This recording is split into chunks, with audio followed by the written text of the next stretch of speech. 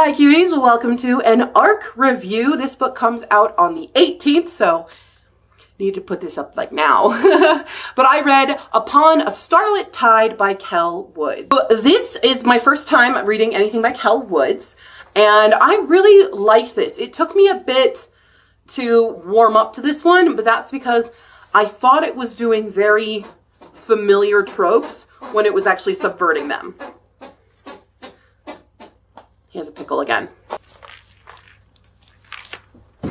So this book can be pitched as a little bit Little Mermaid and a little bit Cinderella. And we have this main character whose name is Luce, and she is an adopted daughter of this very powerful man who makes ships and things. And she's kind of his favorite daughter, and has a sister who is very jealous. They have two sisters, right? There's two sisters. I kept getting it a little confused, I will say. But there's a reason I was getting confused because I was distracted by something else. But Luce wants adventure and stuff. She wants to be a captain of a ship and stuff, but she is a woman, so that's not usually feasible. But her dad, builds her a ship and is like, this is your ship, girl. And it's still in the process of being done. All the while, Luce has a secret friend, a smuggler friend, who, this is where it threw me off. I listened to this as an audio arc, and I thought that her friend Samuel was like a 60-year-old gruff seaman, you know? I did not register that he was young and was like her age and a potential love interest. Because the way that the author read, or the narrator read, all of the male voices, they all sounded like very old, gruff men. And I was very confused and a little bit put off by that. So that I did take away a little bit of a star because of my actual listening enjoyment for that was thrown off. Because once there was a feeling of potential romance, I was like, wait, isn't he 60 or something? Just because of the way the voice was read. So that was fun. But she's friends with the smuggler. And then there is this person who washes up on shore, and Luce saves him. Very Little Mermaid style, where, he sees her, but then immediately kisses her.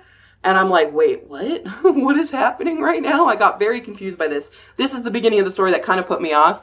And then realizing all these things that were set up that are very standard, fairy tale tropes, the love at first sight kind of stuff. All of that is about to be subverted. So don't let it fool you into thinking that's going to be the canon thing. I can't tell you too much else about it because there's so many spoilers, but we do have a Cinderella aspect of this because she wants to go to this, ball. She doesn't really want to because she doesn't really like dressing up and stuff, but she wants to go. It's her right to go. And her stepmother, stepsister, they're not evil and horrible, but they are she doesn't need to go, or she'll go. And then the sister is very, very jealous. And the dad points out that sister is super jealous of her. And then lo and behold, her dress has been destroyed. And you're like, what? And she does blame her sister later on. The sister's like, dude, that wasn't me. I know I'm jealous of you all the time, but I wouldn't do that.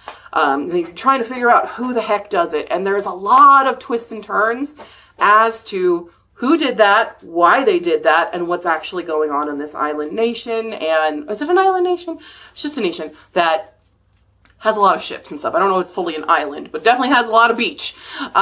So we go on this journey. We also interact with fae creatures and other merwomen. So what do they called them? They didn't call them mermaids.